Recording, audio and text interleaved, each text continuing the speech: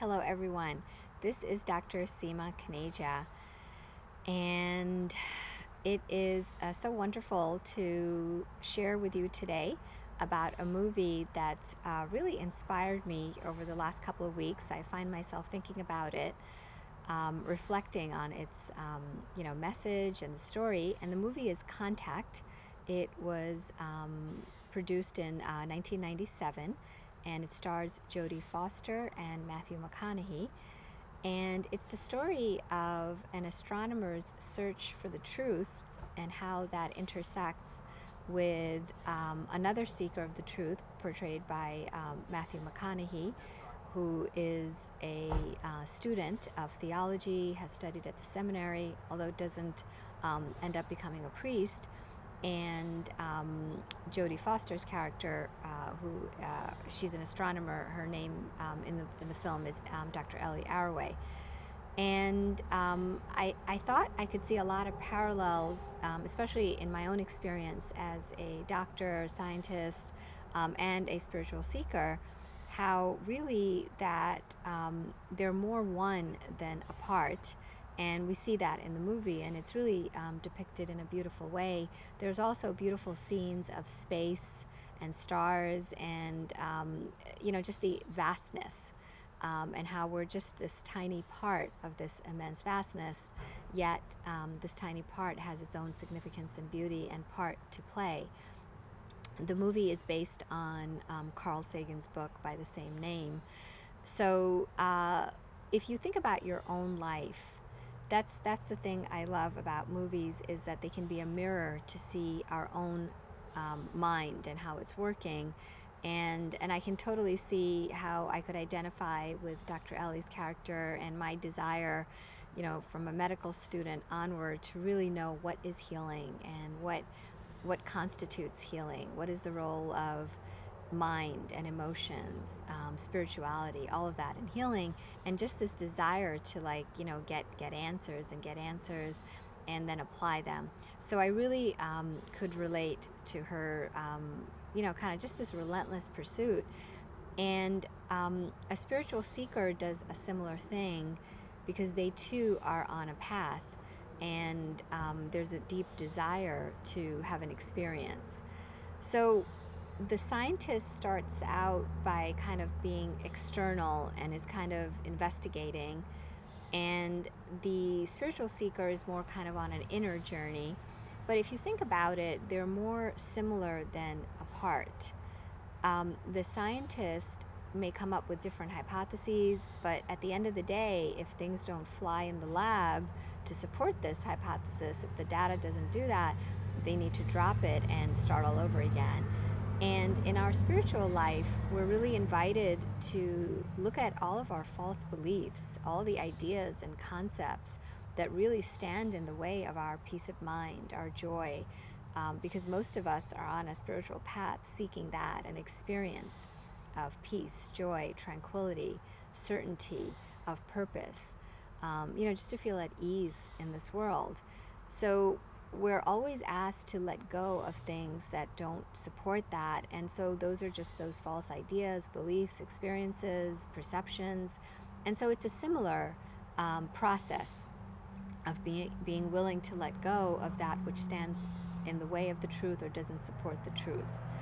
So when we see it that way, these two poles of science and spirituality do not need to be separate. In fact, they're very connected.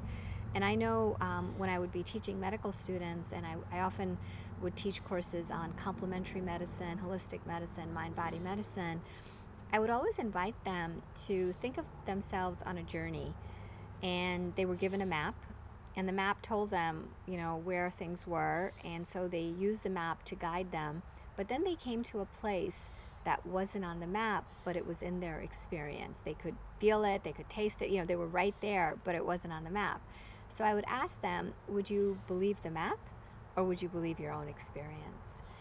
And I think that's the realm where, for Jodie Foster's character, she has trouble with this idea of an experience, which Matthew McConaughey character has, this experience of being in the presence of what he calls God, but we could say universal love, just a sense of being held in a space where you just feel a oneness, with a connection.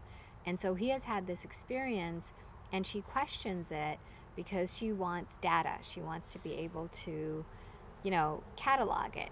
However, the things turn around because when she goes on this journey into space to make contact with what looks like could be extraterrestrial life, she's given an experience. And when she comes back, she's not able to prove this experience through hard data, yet the experience changes her forever. So this idea of a subjective experience is something now that even through science we're able to start to show, because there's studies that have looked at long-term meditators and what happens to their heart rate, what happens to their breathing, what happens to their brain waves, and the neural pathways and all of that.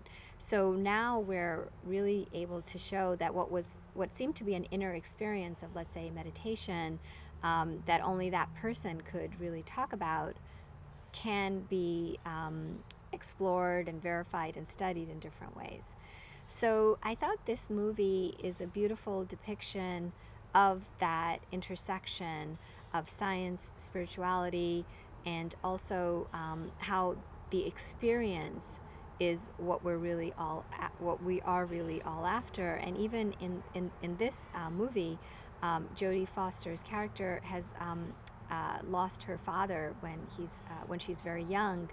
And interestingly, she has an experience that really serves to connect her back to that loss, but in a different way that allows her to heal.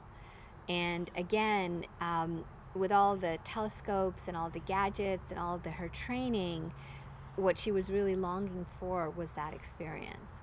And I think, I know as a doctor, the journey was really about to have an experience of healing, to understand it, and to be able to share that. Healing of the mind, of the body, the whole healing of the whole person. So I hope this movie resonates for you, and I'd be curious to see what your thoughts are. So definitely, post here on YouTube if you'd like, or you can also send me an email at seema@coachingforinnerpeace.org. And if you're looking for other tools that can inspire your journey towards this self-discovery, the self that is pure, perfect, whole, complete, love and light, do check out our website, coachingforinnerpeace.org. You can also subscribe to our newsletter, and you'll find lots of tools there, more movies, meditations, also just a bunch of other resources that could support your journey. Thank you, and namaste.